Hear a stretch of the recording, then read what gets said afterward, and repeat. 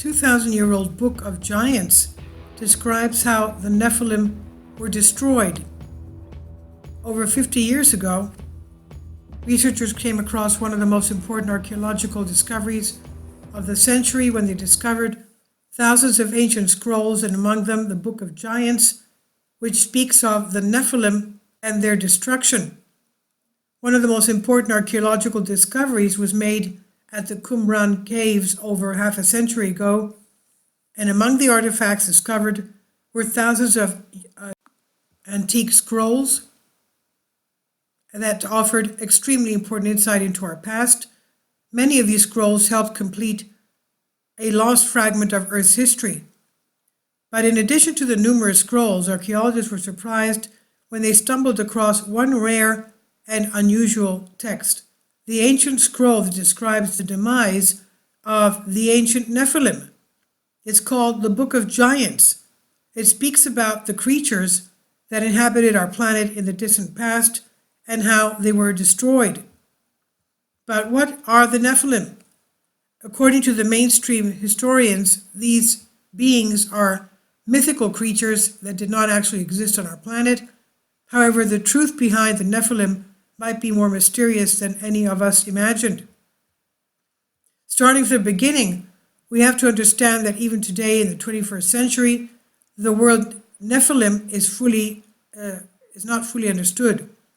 Throughout the years, scholars have proposed a number of etymologies, among them the fallen, apostates, and even those that cause others to fall. But regardless of their name and the meaning, the enigmatic Nephilim have long been considered the giant beings that inhabited our planet in the distant past. There are several ancient texts that make reference to the Nephilim. One of those texts is the book of Genesis, the first book of the Old Testament, which undoubtedly describes the Nephilim. Most of the information gathered today comes from the apocryphal book of Enoch. This ancient work is historically attributed to Noah's great-grandfather. Enoch plays a very important role in history and is curiously one of the most mysterious characters in the book of Genesis. And according to the book of Genesis, Enoch lived for a staggering 265 years. He was taken before God, and he walked with God, and he was no more, for God took him, it says. Kindly support my Patreon account. The daily posts are 5 videos daily, and they are totally different from what I have on my YouTube channel. Thank you so much for your support and that you find all my content so interesting. You'll find the Patreon account details in the description box. And curiously, during this time, our planet is said to have been inhabited by quote-unquote angels who interacted for years with mortal people, eventually interbreeding with the daughters of man, quote-unquote, which led to the creation of a race of beings described as being unnaturally strong, referred to as giant hybrids and Nephilim. But the stories about the Nephilim differ in the book of Genesis and the ancient scrolls found in the Qumran Caves. The book of Genesis, which by the way is incomplete, offers a different perspective about the Nephilim. According to the ancient texts, the giants, the Nephilim, became aware that due to their violent ways, they faced an imminent destruction, and they asked Enoch to speak on their behalf to God. The ancient text details how the Nephilim lived on earth and created chaos and destruction. At one point in history, they began having prophetic dreams of Armageddon as fear swept through their hearts.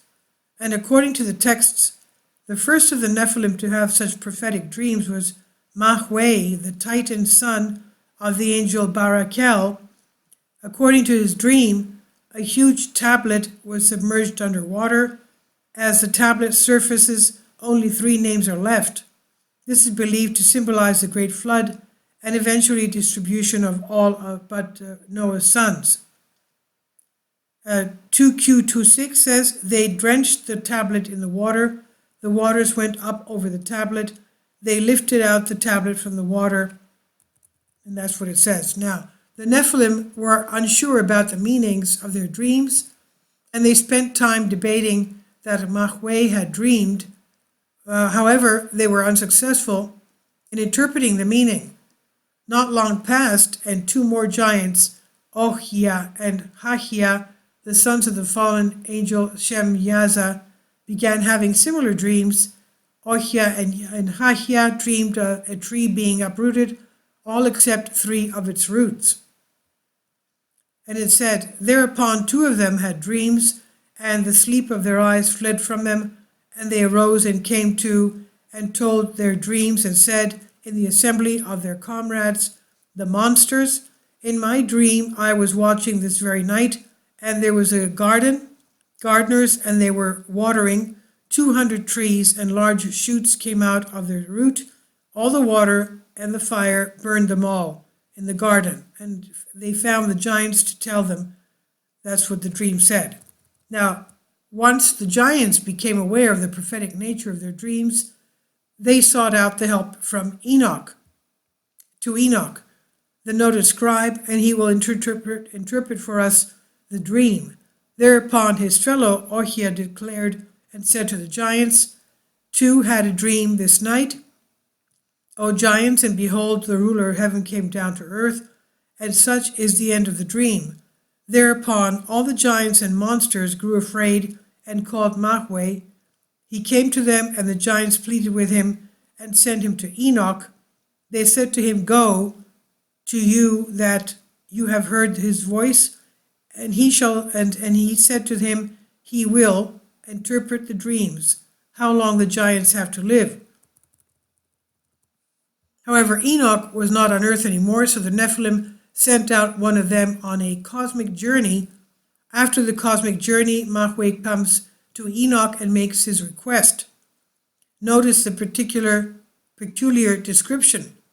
He mounted up in the air like strong winds and flew with his hands like eagles. He left behind the inhabited world and passed over desolation, the great desert, and Enoch saw him and hailed him. And Mahweh said to him, hither and thither, a second time to Mahweh, the giants obeys your word, and all the monsters of the earth, if has been carried from the days of there, and they will be added. We would know from you their meaning. 200 trees that from heaven came down. So if we analyze the above text carefully, a peculiar interpretation can be derived from it. He mounted up in the air with his hands like eagles. He left behind the inhabited world and passed over desolation. Interesting, many people would agree that description is the ancient text is a journey that leads towards space, leaving the planet behind, describing the rest of the planet as the traveler was leaving Earth's atmosphere. It can all be resumed in our personal interpretation, which eventually depends on our beliefs. Now, returning to the book of Giants, we find that Enoch sends Mahweh back to earth, promising only that he shall speak to God on behalf of the Nephilim. However, the tablets Enoch sent as a response did not bring good news for the giants. 4Q530, fragment 2.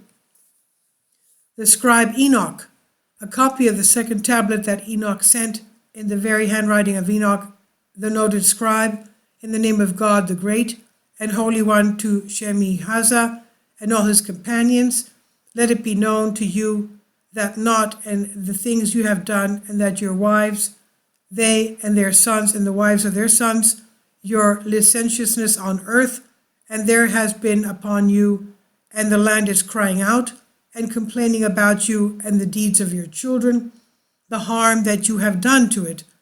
Until Raphael arrives, behold, destruction is coming, a great flood, and it will destroy all living things, and whatever is in the desert and the seas, the meaning of the matter, upon you for evil.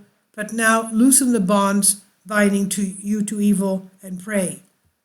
So you could understand that Enoch came back with the message having to do with the deluge, the great flood. And this is Unbended Reality. Please leave your comments about this. Thank you for your support.